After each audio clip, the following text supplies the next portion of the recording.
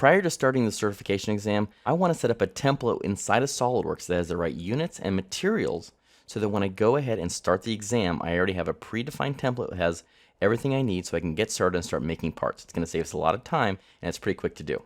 First things first, let's go ahead and click on Open New Document. Now, wherever or whatever templates you already have set up, we can start from them. I happen to have a few here, and they're going to be included in the exercise files for this course. Now I'm going to choose this one called 1020 and click on Open. Now, most of the parts inside of the exam are going to use the millimeter system for one, and two, they're going to use either 1020 steel or 1060 aluminum. Now, those things can change if they change the exam, but I want to make sure that we start with a few of these things already as templates so that if we see a part that's 1020 steel, we can just choose that template and it's going to save us that much more time.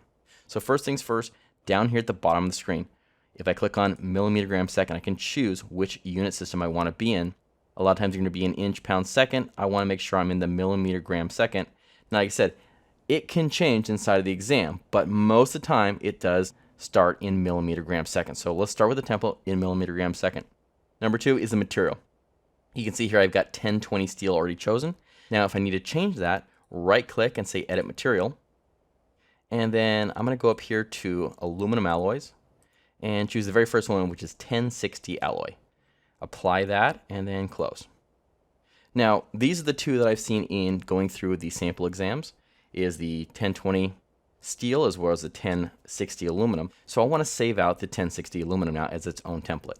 The other thing I want to do before doing that is go up here to my options and come over here to units under document properties, units, and go down here to mass, and I'm going to say this is going to be a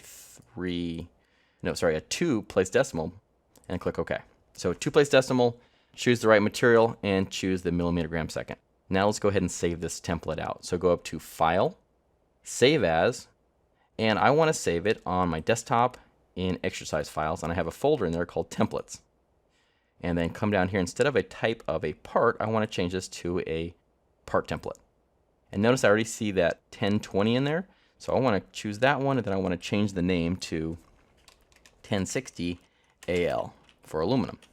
Okay, click on Save. And now I have a new template there, so when I start a new document, I can easily grab that template. So if I click on New, notice it shows up here is 1060 aluminum. So depending on which part you get handed in the exam, I can either choose the steel template or the aluminum template.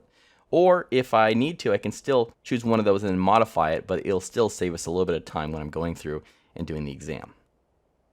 I also want to make sure that we have the right path set up so when we choose a new document, we see the templates we just created. So cancel this out and go up here to Options and come over here down to File Locations.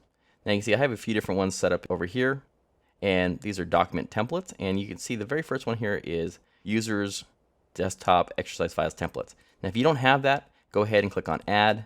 You're going to find that path, so you're going to go down here to Exercise Files on your desktop, choose Templates, and then click OK. I already have that path set up, so I don't need to add it again, but if you don't, make sure you choose that path, and that will show up as one of the tabs when you start a brand new document at the top, so you can choose the template we just created. So make sure you do that.